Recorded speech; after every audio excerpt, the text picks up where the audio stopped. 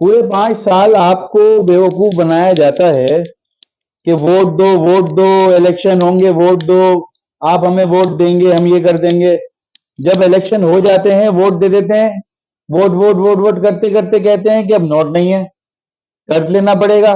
Note नहीं है, note नहीं है, बजट खसारा, टैक्स बढ़ाने पड़ेंगे। तो आप लोगों को अभी तक समझ में क्यों नहीं आती कि मुल्क वोट से नहीं नोटों से चलता है। मुल्क वोटों से नहीं नोटों से चलता है। आप कब समझेंगे? इन लोगों के पैंतरे कब समझेंगे? आप आजमाए को बार बार आजमाते रहते हैं, आजमाते रहते हैं। छोड़ दो यार उनको, उनके हालों पर। अपने लिए अलग से कुछ कर लो, जैसे 4 भाई मिलके अपने लिए कुछ ना कुछ कर लेते हैं। 6 लोग मिलके अपने लिए कुछ ना कुछ कर लेते हैं, जैसे आप लोग बीसियां डालते हो। ये बीसियां सिर्फ उस तरह से हैं कि आपने उठा के हर महीने 25 अरब रुपए से जो लोगों से जमा होंगे, आपने मिले फैक्ट्रियां खोल देनी है। जब आप मिल फैक्ट्री खोलोगे तो लोगों को रोजगार जब मिलेगा, रोजगार मिलने के बाद चोरी खत्म हो जाएगी, डकैती खत्म हो जाएगी, खून खराबा खत्म हो जाएगा। सबसे पहले तो जब खून खराबा खत्म होगा, लोगों को रोजगार मिलना शुरू होगा, उससे हमारी मईशत पे अच्छे असरात पड़ना शुरू होंगे। पंजाब में, सिंध में जमीन ही जमीन खाली पड़ी हुई है जी। क्या मसला है जी? मसला ये है जी, पानी नहीं मिल रहा। जमीन पे गंदम कैसे बोए? हमें खरीदनी पड़ती है बाहर से। कभी मिस्र से खरीदते हैं, कभी रूस से खरीदते हैं, कभी अमेरिका से खरीदते हैं। क्यों जी? हमारे मुल्क में जमीन नहीं। अच्छा जी, पानी नहीं है। अच्छा जी, दुनिया का सबसे ज्यादा पानी का निजाम हमारे पास अच्छा है। वो जी दरिया सिंध वहां से चलता है, कालाबाग से। इंडस रिवर वहां से चलता है, चलते चलते बहकर समंदर में गिर के फारे, खत्म, बर्बाद, सब तेल। काम में क्यों नहीं ले रहे हम? नहरी निजाम को ठीक क्यों नहीं कर रहे? जमीनें बंजर पड़ी हैं। अच्छा भाई, क्यों करें? बिजली भी लगती है, जाहिर सी बात है। ट्यूबवेलें चलती हैं तो बिजली लगती है। पानी का मसला है, वडेरा निजाम सारा पानी खा जाता है।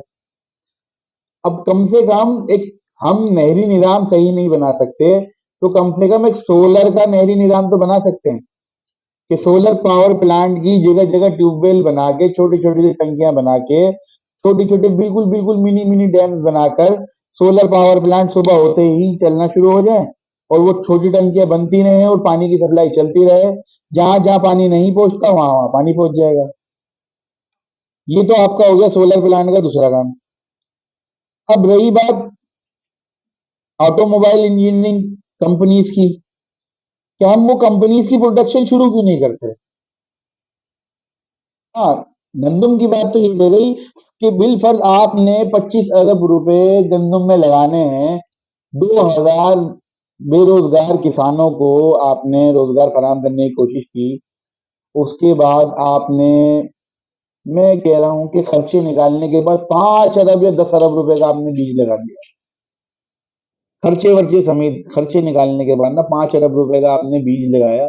तो आप अंदाजा लगाएं कि वो 5 अरब रुपए की फसल कितने अरबों रुपए देगी। खरबों रुपए पहुंचते हैं। 5 अरब रुपए की गंदम अगर जमीन में बोई जाए तो खरबों रुपए बनते हैं।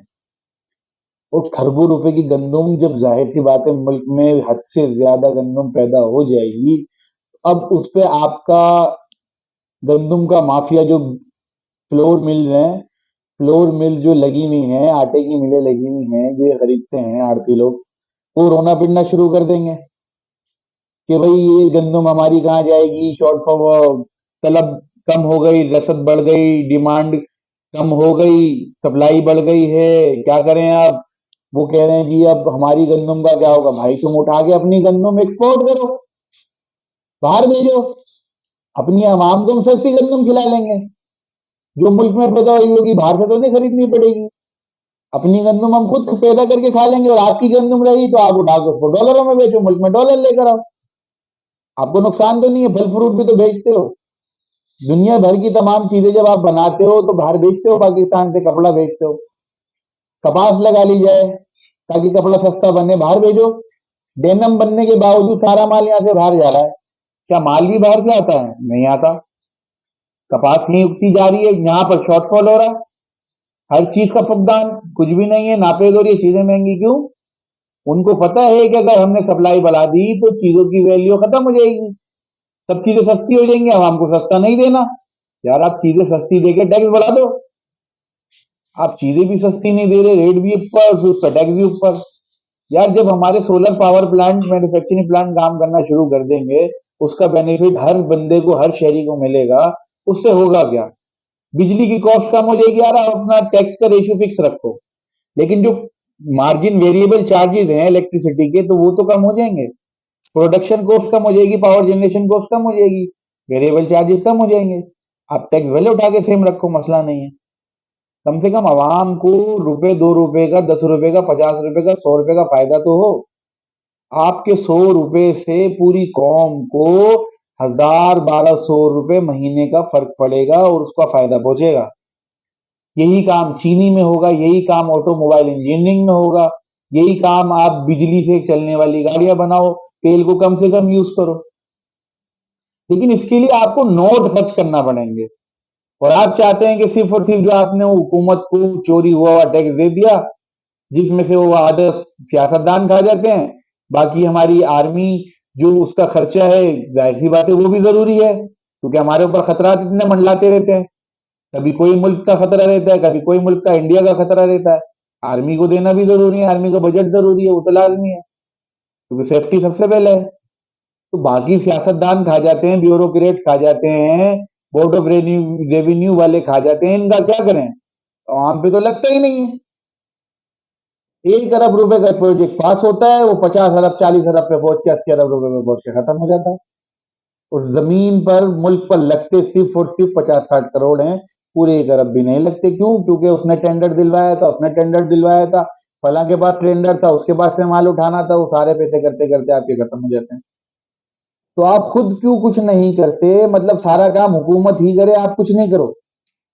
100 रुपए देने में इस कौम की जान निकलेगी, यकीन नहीं आता? अपने आप से पूछ लो। आप सिर्फ अपने आप से पूछ लो कि क्या आप 100 रुपए देने के लिए तैयार हो? बाद में देखेंगे अमीर वो बोलेगा मैं 500 दे दूंगा, मैं 1000 दे दूंगा, मैं 1500 दे दूंगा, बात की बात है। आप अपने आप से पूछो कि आप 100 रुपए दे सकते हो हर महीने? या आपको भी बुरा लगेगा, परेशानी होगी 100 रुपए महीना निकालने में? यार मुझसे सवाल पूछेंगे, भाग गए, खा गए। 100 रुपए की परवाह हो, खरबों रुपए जो आपकी क्या नाम है, हुकूमत खा जाती है, टैक्स वाले इदारे खा जाते हैं, नैब खा जाती है, एंटी करप्शन खा जाते हैं, ये लोग सारे खा खा के अमीर बन रहे, सियासतदान खा खा के ये पेट बन रहा है। कहते हैं हमें मौका दो, हम मुल्क पे लगाएंगे, और फिर कहते हैं हम हुकूमत में आ गए तो हमारे पास करने के लिए नहीं है, खजाने में पैसा ही नहीं है। पैसा दो तो उसके लिए आपके ऊपर फिर टैक्स बना के आपको गधा बना देते हैं। गधा बोझ उठाया जा रहा है, फर्क ही नहीं पड़ रहा। उन्हें पता है अगर ये गधा गोला बन गया तो ये वजन थोड़ी उठाएगा। तो भाई जरूरत क्या है वजन उठाने की? घोड़े की खासियत यही है, कम वजन उठाता है, तेज सफर करता है। मतलब हर किसी पे कम बोझ पड़े और तेज सफर करो, तरक्की करोगे। लेकिन इसके लिए आपको समझना पड़ेगा, हर फर्द को समझना पड़ेगा। जब हर फर्द समझेगा तो जब ही मुआशरा बनेगा, और मुआशरे से मिल्लत बनेगी, और मिल्लत कौम में बदल जाएगी। फिर हम तरक्की करना शुरू कर देंगे। उम्मीद है आपकी बात समझ में आई होगी। अब मर्जी है आपकी, लाइक करो नहीं करो, शेयर करो नहीं करो, सब्सक्राइब करो नहीं करो, मैं अपना काम किए जाऊंगा। आपके 100 रुपए लेकर 25 अरब रुपए जो जमा हो जाएंगे ना, मैं यहां से भागूंगा नहीं, क्योंकि मुझे आसाइशों की आदत नहीं है, और मैं ना यहां से भाग रहा हूं। मैं तो आप लोगों के मसले मसाइल खत्म कर रहा हूं, जो आए दिन रोना पीटना चल रहा है, जो आप वीडियोस में देखते हैं कि फला मार दिया, मोबाइल के लिए मार दिया, इसके लिए मार दिया, डकैती हो गई, इसके लिए हो गई। जाहिर सी बात है, जब बेरोजगारी हद से बढ़ा दोगे तो कोई खुशी से डकैत बनता है? कि पुलिस कहती है हाफ फ्राई फुल फ्राई? मतलब एक मजाक चल रहा है। वो अपनी जान की बाजी लगा रहा है, अवाम अपनी जान की बाजी लगा रही है, दोनों खींचातानी के अंदर किसी एक का काम हो जाता है।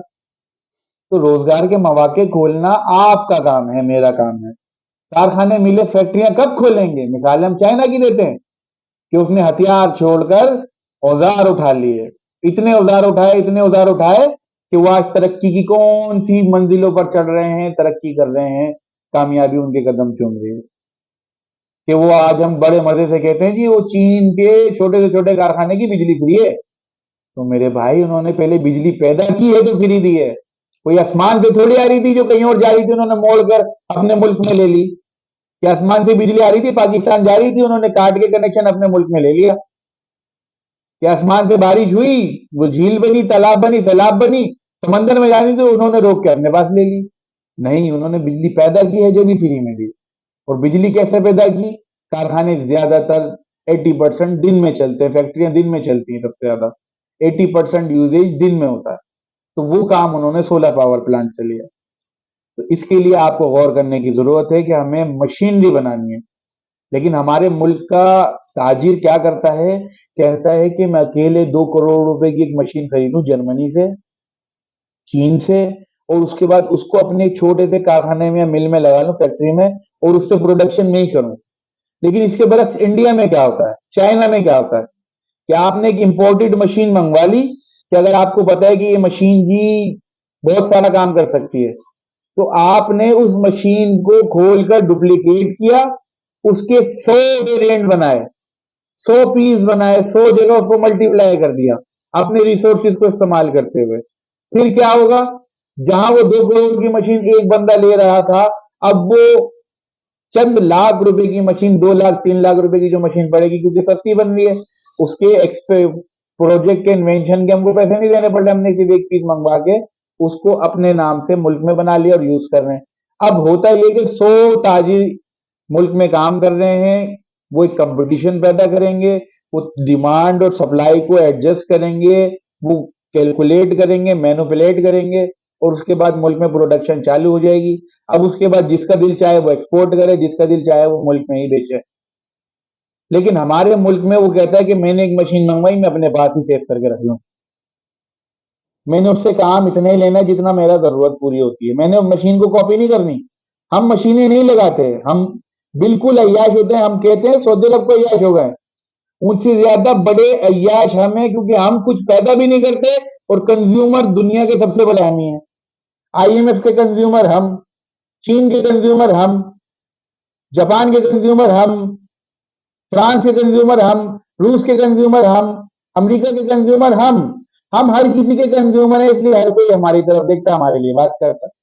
अमेरिका भी हमारी कामों में मुदाखलत इसीलिए करता है, इतनी करता है कि हम उसके बराह रास्त कंज्यूमर हैं। आईएमएफ के मुआहदों के तहत हम उसके बराह रास्त कंज्यूमर हैं, इसीलिए वो हमारे मामलात में दखल अंदाजी करता है। तो ये उसके पास राइट है, उसके पास हक हासिल है उसको, क्योंकि हमने अपने मुआहदों में शराइतें तय करी हुई हैं। हर बार कोई ना कोई शराइत तय कर दे तो हम मान लेते हैं, और पब्लिक घोड़ा की जगह गधा बन के वो बोझ उठाती रहती है, उठाती रहती है, उठाती रहती है, यहां तक के पिस जाती है। उम्मीद है आप लोगों की बात समझ में आई होगी। तो कोशिश ये कीजिए कि 100 रुपए निकालने की हैसियत निकालें। आप 100 रुपए निकाल सकते हैं, 100 रुपए निकालना कोई बड़ी बात नहीं है। आपके बच्चे एक वक्त में चीज खा जाते हैं 100 रुपए। आप 2 लोग बैठकर 2 घंटे बैठ के चाय वाले के पास 2 से ज्यादा चाय पी जाते हैं, पराठे खा जाते हैं। मेरे मुल्क का नौजवान लड़का 5-5 मावे खाता है दिन के अंदर, 500 रुपए, फिर कहता है महंगाई है। गेम खाता है, रजनियां खाता है, छालियां खाता है बच्चा। क्या करें, हजार हजार रुपए का बैलेंस चल रहा है इन लोगों के मोबाइल में, लेकिन कौम पर खर्च करने के लिए, अपनी जात पे खर्च करने के लिए 100 रुपए नहीं है इसके पास। क्यों? ये काम मुल्क का है, हुकूमत का है, हम क्यों ये काम करें? ठीक हो गया, फिर रोते रहो जिंदगी भर अगर इसी तरह से मामला चलाना है। सलाम अलैकुम।